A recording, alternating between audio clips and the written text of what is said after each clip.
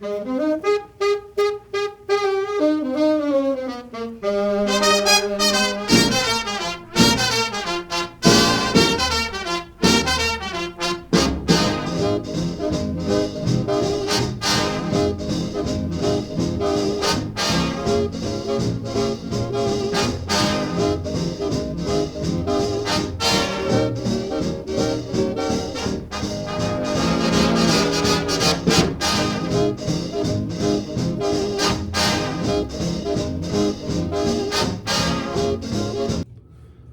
everybody and welcome back.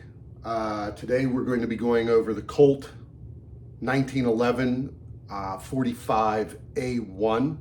That is the particular weapon that the United States Marine Corps chose to replace the Beretta M9 with for a small particular period of time. I decided to start with an unboxing for reasons in which you'll see shortly. Normally, most of my videos, I really focus on the positive aspects of guns. I'm not going to lie today. I guess I'm a little bit disappointed with Colt, not surprisingly, but was a little bit upset as far as how they shipped the weapon. Understand that this particular one was purchased by me through the police department that I work for. So it was a individual law enforcement purchase for work, and I guess it was just opening up a package of disappointment, should I say. So it comes in this box. Inside we have the regular package, and this is kind of where the disappointment started with me when I originally made the decision to use this weapon for work in limited applications, albeit like training, maybe some undercover work, so on and so forth. But I was under the impression that this gun was going to come in a green Pelican case, and instead it had come in the traditional Colt garb. So it was the first disappointment that I had, I guess, experienced. Opening the package, I mean, it's pretty basic. Every single one of us, has opened up a brand new gun, so we know exactly how it comes. But this is where I guess I got a little more aggravated, as when I started to unwrap the weapon, comes with one magazine, just one, and using it for law enforcement out of the box. Our guns are called blue label, and basically what that means is out of the box it should come with all the accoutrements that we need to set up our duty belt and get ready to work. And one of those accoutrements would be 3 magazines. Most guns sold to the general public will come with at least 2. This one did not. Now, albeit the magazine that it comes with is not junk. It is Wilson Combat. If you can see there, try to get a little bit of focus on there for you. Okay, 8 rounders. So you're getting quality magazine. You're just not getting the amount that you would need in order to go out, qualify, and use it right away for work. So it came to us in a setup that would be relatively useless until we got the other items. Again, I know it's petty, okay, but when they advertise that it comes from the custom shop and it comes in a really nice Pelican case, when you spend that kind of money, you expect it to come in the Pelican case. When you purchase it for law enforcement use, you expect it to be the blue label package, both of which I was denied in this purchase. So I was a little bit upset with this. You know, I wanted to share it with you. You know, we can get into, you know, the overall weapon itself. I'm going to clear it, make sure it's empty, just in case I laser the camera here. I don't want you to think that I am being irresponsible and throwing a loaded gun or a weapon that I didn't check towards your direction. First impression. Now understand, literally, this is the first time that I had the opportunity to physically handle this particular model. You can tell that the tolerances are extraordinarily tight. The finish is really good. And what I'm going to do is I'm going to try to bring the camera here a little closer, and then I will bring it down in some way here that they're a little bit better, that you can take a look at what I'm talking about here a little better. And I'll move this over here. The quality of finish is amazing. You know, the frame and the slide is both steel, so you're getting a really good quality pistol. You know, when it comes to this particular model. Understand that you know, over the last decade or decade and a half, I was really disappointed with what Colt was pumping out, and I was a little ambivalent when it came to this purchase, but because of its you know, historical importance, the purchase through the United States Marine Corps, I mean, I really wanted one, so I decided just to take the chance, and I can tell right away that the quality of this weapon is on point. As you can see, it doesn't have a guide rod like a lot of the modern 1911s typically come with these days. You know, the grips aren't wood. It's more of a type of Formica. I can't remember the name of the company that they subcontracted to do this, but I know it was a top tier grip company, and it shows. It really does. You get you know, a lot of the top end accoutrements for this particular weapon. You get Novak sights, really nice Novak sights, as you can see. The fit and finish is pretty impressive. And again, I still want to emphasize that over the last decade and a half, what Colt was punching out for 1911s, in my opinion, was subpar quality. You had a lot of gaps that you could see. The tolerances, it kind of felt like a little rattle toy, unlike this particular weapon here. The finish is also pretty ubiquitous. You know, it covers the hammer, it covers the slide release, it covers the safety, the rear safety on this particular weapon, the main housing spring.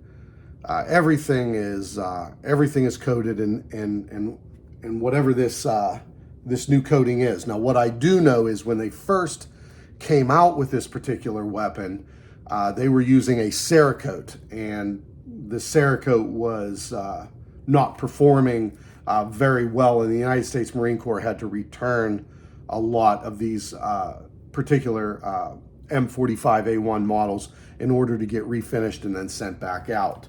The other difference is the fact that this no longer says USMC, United States Marine Corps. They put 3 stars instead.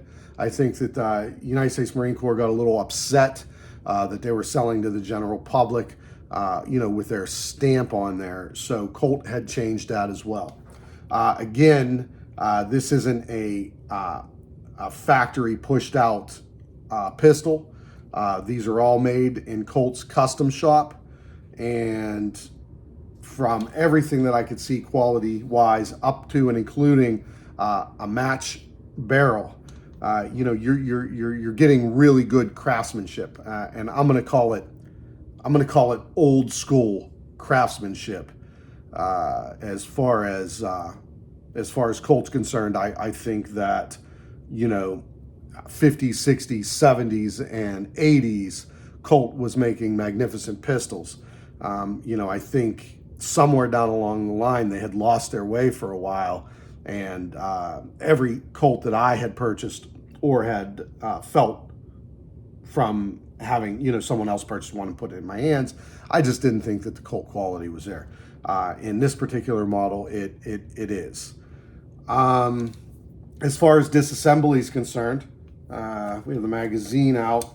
I'm about 99% sure it's going to disassemble the same way. I mean, the first thing we'll do here is remove the springs, which, number one, here's another interesting aspect to this gun. There is a double spring system inside instead of a single spring. From what I know, this does really well at controlling recoil. As far as anything else, I mean, I really don't know. Again, I mean, I'm kind of shocked that it doesn't have a guide rod, but I think what the U.S. Marine Corps was looking for was the standard simplicity of the weapon when it was originally manufactured. So I don't think that they were going to change something that wasn't broke in the first place. Okay, so once we get that out there, then we naturally will put this back here and set this in the disassembly notch here, where we will take the slide catch out. You know, everything is really tight in this particular weapon, so I think there's going to be a little bit of a break-in period. Okay, so we will take the rest of the recoil spring system and guide system out, and we'll slide this barrel out. We'll take a look here and see. You know, I can tell it was fired from the factory, so God willing, it should still work. It's really nice stainless steel barrel. Like I said, it's match grade, so I know you're getting really good quality on this. The finish, inside and out, looks pretty decent. On this side, it says Colt government model. On the other side, it'll say Colt M45a1. Give you a look at the Novak sights, front and back. Tritium, by the way. Okay, so you do get a nice set of tritium sights. Okay, the frame, I mean, you can tell, you know, just by looking at it, you're getting really nice quality. Now, what you will get is the full Picatinny rail up front. One of the other disparities that I hear, okay, is that this rail is different than most other pick rails on 45s, like from Springfield Armory, or, you know, what is it up there in Yonkers, the Kimbers. And I don't think that this is going to fit into a regular holster. On the other side, I mean, I'm going to hide the serial number here, but it's stamped US up front, so you're getting a lot of the original markings on here, which is pretty nice. And you know, it says Colt, PFA manufactured, Hartford, Connecticut, just like most of the other everything else, and that's going to be right up there. And your trigger, I really can't tell you what kind of material this is. I mean, it feels like it's aluminum. It's not a flat trigger, you know, it's a curved trigger. It's black for certain. Okay, so I don't know, we'll have to take a jaunt out to the range and see how she shoots out there. But I think generally the quality of all the individual parts is pretty top notch. I'm going to say, you know, what I would call original Colt quality. It also has a disengagement for the firing pin, so if the weapon's dropped, it's not going to detonate a round as well. So as far as the quality is concerned, I think that the Colt Custom Shop made a really nice pistol. You know, you don't see any machining marks. Everything is steel. You don't have, you know, many plastic parts. I mean, save the grips, right? Or Formica, whatever you want to call it. And you're getting top grade stuff. So right out of the box, in the way that I see, you know, this particular pistol is pretty nice. Okay, so I might be disappointed with the box. I mean, I think I kind of was misled that way. I am definitely upset that it didn't come as a blue label gun with 3 magazines, you know, so we could take it out and use it right away. But overall, the quality of the pistol and the craftsmanship, I mean, I'm going to have to give it, you know, definitely not, you know, 5 out of 5 stars as far as that's concerned. You know, we'll have to see how she shoots. We'll take her out to the range. We'll run her through a couple things. We'll see if a standard holster is going to work, and you know, we'll go from there. So I will see you guys on the range. We're going to head out there now, and I guess we will finish the episode out there. All right, guys. See you in a little bit. Okay, everybody, we're at the range now. You know, we did the little brief tutorial back at the shop. Talked a little bit about the Colt 45A1, the quality, the you know, the good points about the weapon, my disappointment towards Colt's packaging, you know, what I was promised.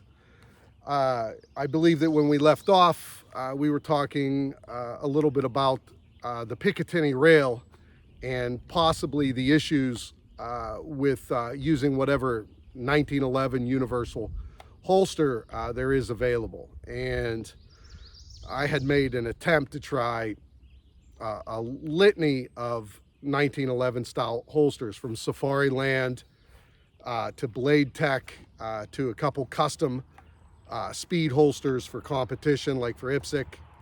Absolutely nothing worked. So I was kind of stuck using this universal drop leg holster, you know, for the sake of today's tutorial. I think the first thing that we're going to do today is load her up. I lubed the weapon up. It was a little dry. Even though they did fire it from the range, I figured it's always a little better to throw a little light oil on. My recommendation, because the tolerances of this weapon is so tight, that we use a real light oil just for a break-in process before you use any type of grease, you know, just to ensure a little bit of reliability in the long range. So I put a little bit of break-free CLP on the rails, racked it a little bit, and you know, got it prepped. So, you know, we're roughly right around 10-12 yards from this target. We'll use the initial target. I'm going to use a headshot. We're going to fire 5-6 rounds, you know, just to see how the general accuracy is, you know, for the Colt 45A1. So we'll take one of the magazines here, bring the weapon up, make it ready for fire, and we will fire the initial 5-6 rounds and see what we have as far as grouping is concerned.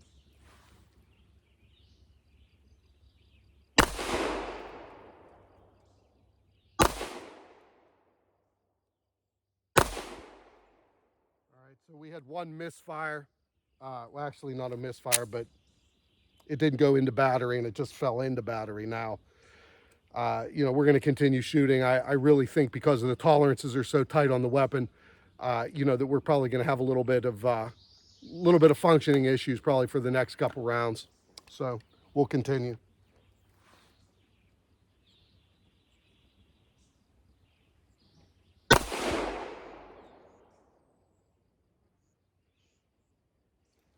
Okay, so we had another double feed, not a complete smokestack jam. I'm gonna bring this up as safely as I can to show you what we have. Okay, so what we're gonna do, free up the magazine, clear out the weapon, get her ready to fire, continue.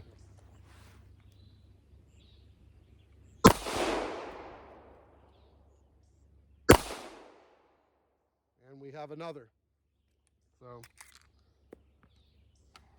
we're back to clearing the weapon. Make sure the weapon's safe.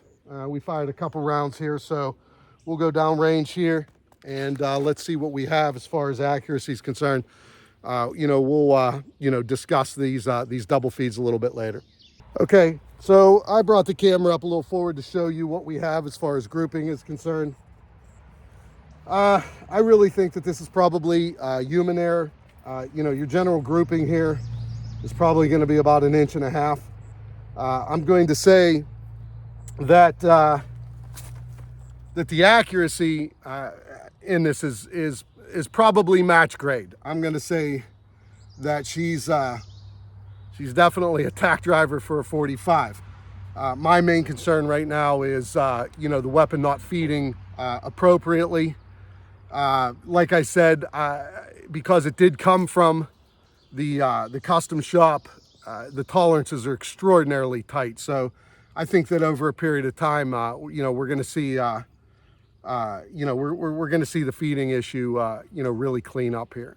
So we'll get out and try to shoot a little bit more, hit some multiple targets, and we'll do a couple magazine changes and see how the weapon works. Okay, so we're going to get into a close quarter combat situation, or set up a simulation anyway. We have 3 targets. We're going to shoot multiple targets, and then we're going to do a couple magazine changes to see if the if the weapon is getting to be broken, should I say, and just to see how it feels in a simulated close quarter combat situation. So we're going to make ready for live fire, and then we'll start. We'll start with center target.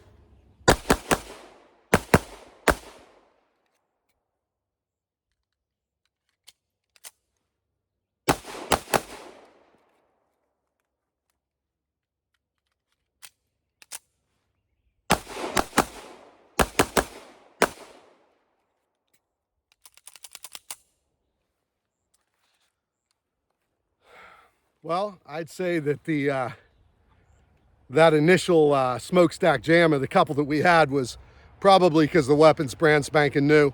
Again, I really want to reinforce the fact that Colt is making the 45A1s in their custom shop, and they're coming out with extremely tight tolerances. So there's very little play in the weapon. You're getting a lot of good accuracy. And I'm going to tell you what, there's going to be a little bit of trade-off, and I really think that the initial jams are caused, directly or directly related to the fact that the pistol was never fired before. As you see, we could do multiple magazine changes, engage multiple targets. The weapon started to really function flawlessly. So what we'll set up now is we'll do a slow motion. I'll set it up on the side of the weapon so you can see exactly how this weapon is functioning in slow motion. Give you at least a little idea or a close-up view to see how the weapon functions.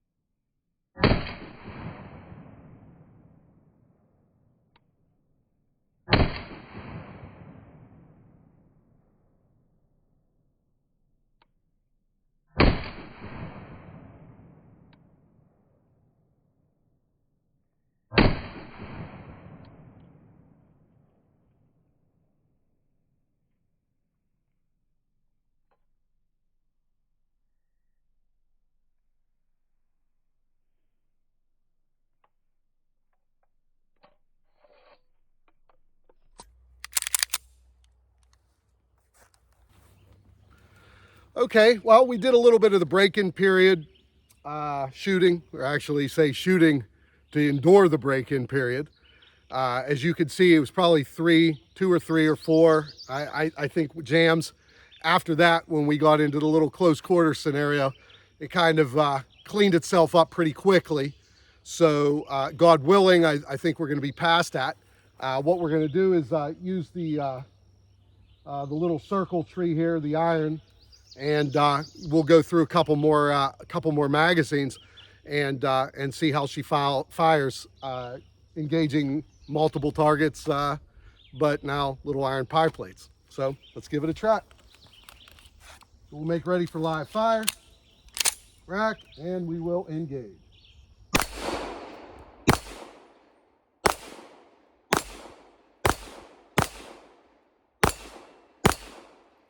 There's no way that we're going to be knocking those ones back, but at least we're hitting them.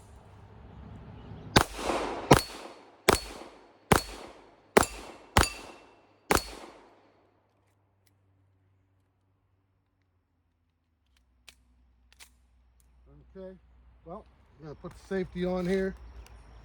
And a little bug issue, God forbid. It's a little irritating, but nevertheless, I guess that's the price you pay for shooting out in the spring. Bugs and guns, right? So, at any rate, engaging these targets with this weapon, pretty accurate, pretty good feel. I would say that the break-in period is probably behind us, thank God. The trigger, that's something that I want to touch base on. It feels a lot better than your standard 1911 trigger out of the box, or what standard military would have gotten decades ago. Really impressed with the trigger pull. Resets very nice. I don't know what the exact poundage is on this particular weapon, but let's just say, for lack of specifics, it's effortless. And as long as you maintain your sight target, you take up a little bit of the creep on that trigger and let them fly, she's going to fly pretty true and accurate. So I think overall, I'm really impressed with the 45A1. Again, I didn't want to take out of this video the jams because I don't think it's fair to you. It's not fair to me, and it's just not fair to the ethics of the review. I'm going to have to say that, unfortunately, when it comes to custom shop weapons, where the tolerances are going to be really tight, you're going to have a break-in issue. And, this gun doesn't fall outside of those parameters. But as you can see, 2 or 3 magazines of running a couple rounds through remedied that situation. Also, remember, I used a light oil, just enough for good lubrication, so that metal can wear in a little bit. Using the grease is going to delay that break-in period a little bit. So, take that recommendation for what you want. It works for me. I think it's going to work for you. It's something that that I'm going to recommend with confidence. If I do it for myself, I'm going to tell other people what works for me.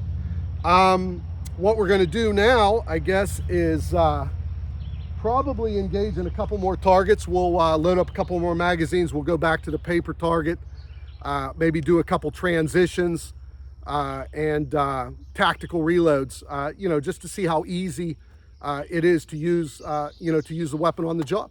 So let's get to it. Okay, guys, after we did the little iron tree over there, I said that we'd come over, do a little bit of shooting back onto the paper targets. We're going to do some transitions, a couple magazine exchanges. Nothing too fancy. I just really want to see the form and function of the weapon. I think I had initially said we'd do some tactical reloads, but with a 1911, you only have 7 or 8 rounds in the magazines.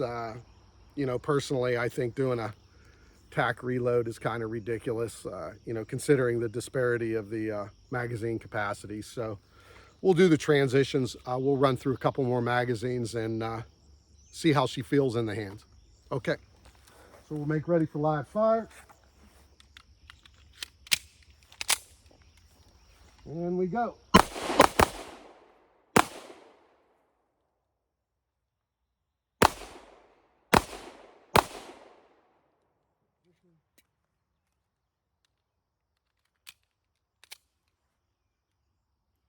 Okay, there we go. We had one more hang up, but not going into battery.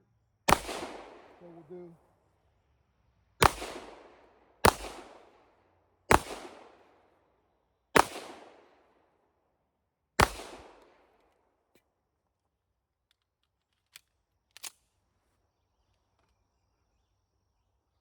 All right, safety on, we holster. As you can see, you know, it worked pretty well. We had one little hang up. It didn't go into battery and then it fell back into battery. Again, I'm gonna have to say it's probably the tail end of that break-in. Overall, I think the weapon's working really well.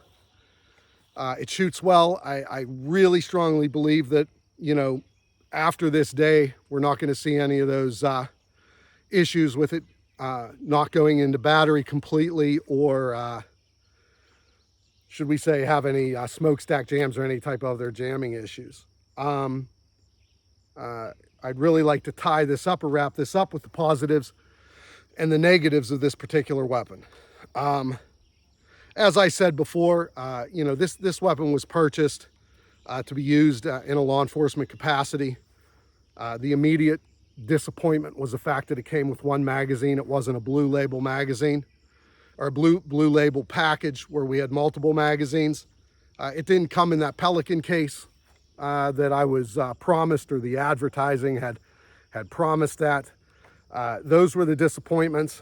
And I'm going to be honest with you, with a $1,400 to $1,800 price point on this particular firearm, it should come with all the bells and whistles. I really can't see having a gun come from the custom shop at that price not have all of the accoutrements that are promised, number one, like the Pelican case, and have it, you know, police patrol ready, 3 magazines.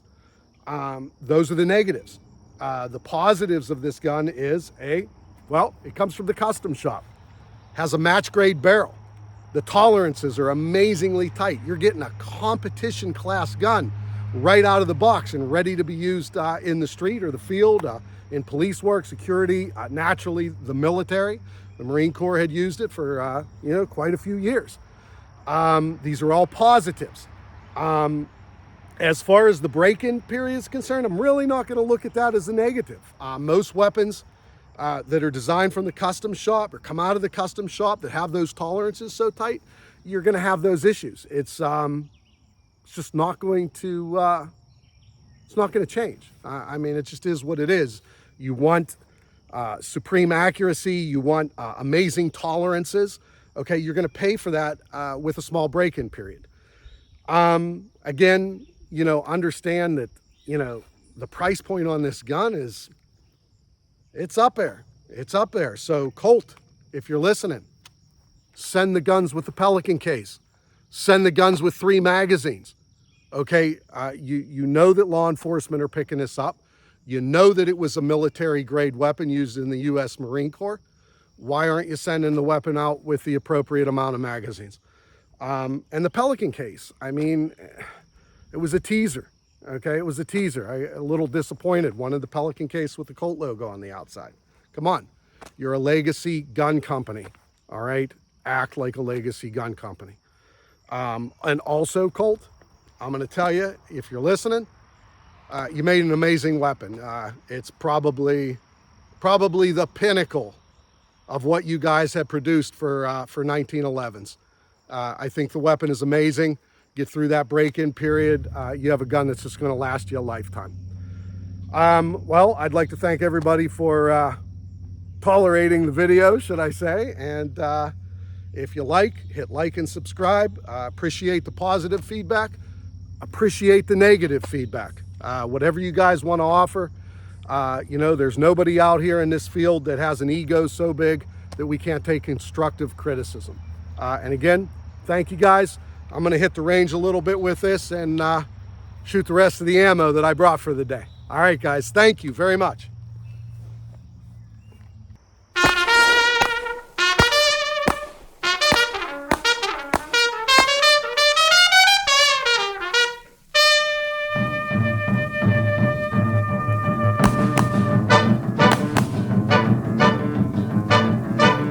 He was a famous trumpet man from out Chicago way. He had a boogie style that no one else could play. He was the top man at his craft, but then his number came up and he was gone with the draft. He's in the army now, a blowin' reveille. He's the boogie woogie bugle boy of Company B. They made him blow a bugle for his Uncle Sam. It really brought him down because he couldn't jam. The captain seemed to understand, because the